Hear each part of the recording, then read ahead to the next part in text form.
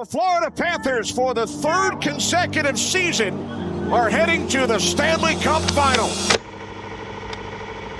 Well, this is it. So the last video on the Carolina Hurricanes 2024-2025 season. We have bowed out in Game 5 to the Florida Panthers and lost 5-3. My voice is still a bit sore. I was at the game, got a couple of building blocks to talk about, got a couple of things to talk about that did not go well. Let's talk about it. Quick public service announcement before we get started. Only a small percentage of viewers that watch my videos are actually subscribed to me. Please click the subscribe button down below. It's free. No reason not to. Plenty of great content coming out this summer for you guys. All right. So this one's no script, no planning, no nothing. The Canes were up 2-0 at the end of the first period, the best period they have played in the entire Eastern Conference Finals through 5 games, including all of Game 4, where we won without giving up a single goal. We played electric in front of the home crowd, with Sebastian Aho getting 2 goals in the first period. It was great. It was wonderful. You followed it up with a second period and was dreadful and forgetful. And then a third period that gave you hope, and the hope was taken away, and you lost. A couple things I want to touch on here.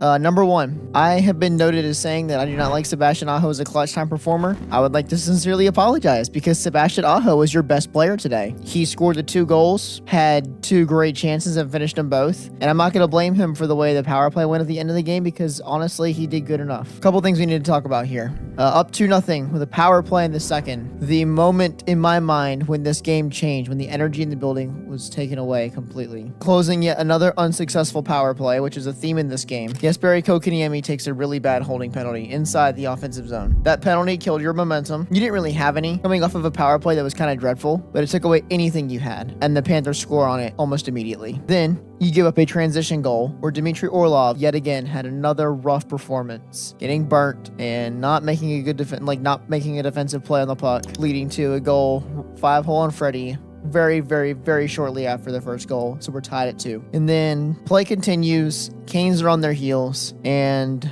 the Panthers score a third goal. I believe Marchand throws it in front. I can't remember exactly who got it, but it's tipped in front. The pairing on the ice, Nikishin and Orlov. And Nikishin, I thought, played all right. He was not as stellar as he was in Game 3. There was maybe a lapse or 2 in defense, but I don't think you can blame any of these goals on Alexander Nikishin solely, especially since he prevented a couple more by making some good defensive plays, making up for Dmitry Orlov's mistakes, which were a common theme this game. Head into the second intermission down 3-2, just not good. You get one back. Seth Jarvis scores a electric goal, and that was the loudest I've ever heard the Lenovo Center get at any game I've ever been to. That place was rocking so loud you couldn't hear anything for a solid 5 minutes. And then Eric Robinson and Dmitry Orlov both have blundering plays, leaving people open in front of Freddie Anderson to bury the series winner, and then they put in an empty netter. The Canes got a 2-minute power play with exactly 3 minutes left in the game, and probably skated about half of it, if not more, at 6-on-4. And there was a shot that could have gone in but didn't. Can't really blame them for that. I mean, and then just the way it cleared out right when Bennett was getting out of the box. Just unfortunate. So I'm going to list out quick 4 reasons as to why this happened. As I alluded to earlier, Jesperi Kotkaniemi taking that penalty killed all of our momentum that we had. We started out the second period good, and then that happened, and that killed it. Lack of defensive stability from Dmitry Orlov. Again, I get you're playing her offside. We cannot have this many odd man rushes against us. The lack of depth showing up. I don't believe the 4th line was good today outside of Mark Jankowski. Robinson and Hall have had rough games the last couple of games. You would love to see better from them, especially Taylor Hall since he was extended. So I think the depth scoring wasn't there. The defensive liabilities weren't there. KK taking that penalty was just awful. And special teams. Oh my God. How many times do I have to say it? Please, somehow in this offseason, fix your power play. This is dreadful.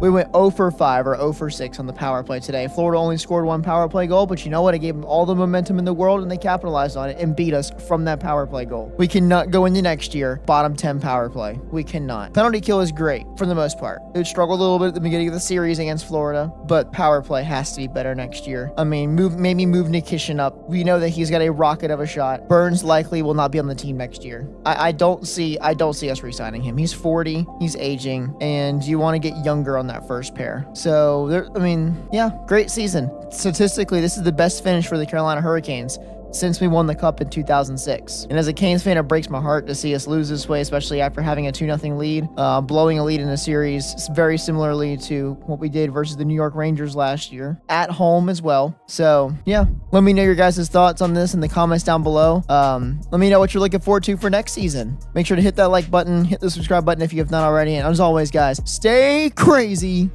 Peace out.